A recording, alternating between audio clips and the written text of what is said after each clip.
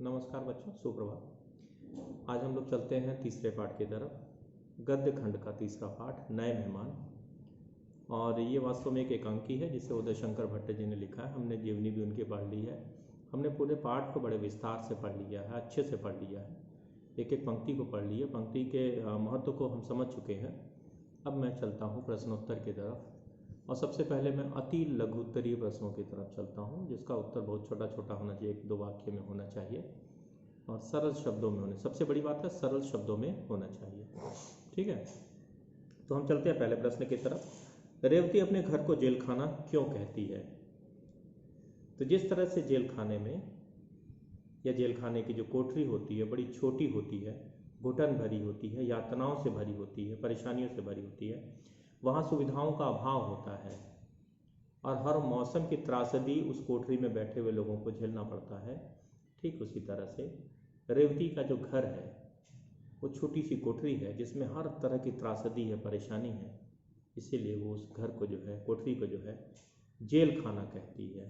ठीक है बच्चों, तो ये उत्तर हो गया इसका। आप ऐसा लिख सकते हो जैसे जेल खाने में कठिनाइयाँ होती है वैसे ही कठिनाइयाँ जो उसके घर में है और इसीलिए वो अपने घर को जेल खाना कहती है। तो कठिनाइयों को थोड़ा वर्णन हो जाए तो बेहतर होगा। ये हुआ पहले प्रश्न का उत्तर। फिर दूसरा प्रश्न है, मकान छोटा होने के कारण विश्वनाथ किस बात से आशंकित थे? मकान छोटा होने के कारण विश्वनाथ इस बात से आशंकित थे कि इस छोटे से मकान में अचानक किसी मेहमान का आगमन न हो जाए, नहीं तो उनके साथ साथ मेहमानों को भी बहुत सारे कष्ट का सामना करना पड़ सकता है। ठीक है, तो यही उनके मन में आशंका थी कि किसी मेहमान का अचानक आगमन न हो जाए, नहीं तो मुसीबत और अधिक बढ़ जाएगी। ठीक, तो ये एक छोटा सा उत्तर आप लिख सकते हो, समझा सकते हो। फिर अगला है, हे भगवान कोई मुसीबत ना आ जाए। रेवती के इस कथन का क्या आशय है?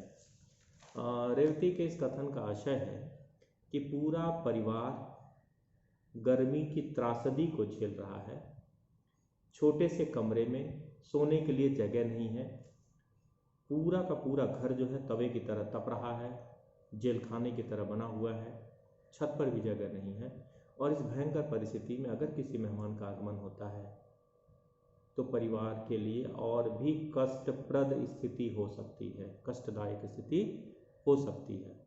ठीक है, फिर अगला प्रश्न है, नए मेहमान किस शहर से आए थे? नए मेहमान बिजनौर से आए थे ना।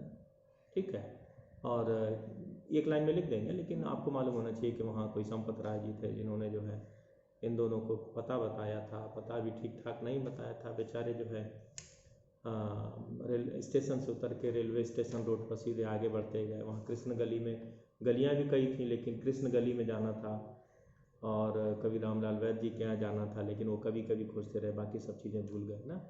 ये सब कहानी का हिस्सा है, लेकिन आपको एक लाइन में लिखना है कि वो लोग बिजनौर से आए थे। फिर अगला प्रश्न, नन्हेमल और बाबूलाल किसके घर जाना चाहते थे? तो नन्हेमल और बाबूलाल जो है कविराज रामलाल वैद्य जी के यहाँ जाना चाहते थे। ठीक, तो ये हुआ अति लघु उत्तरीय प्रश्नों का उत्तर। ठीक है बच्चों, ओके, थैंक यू।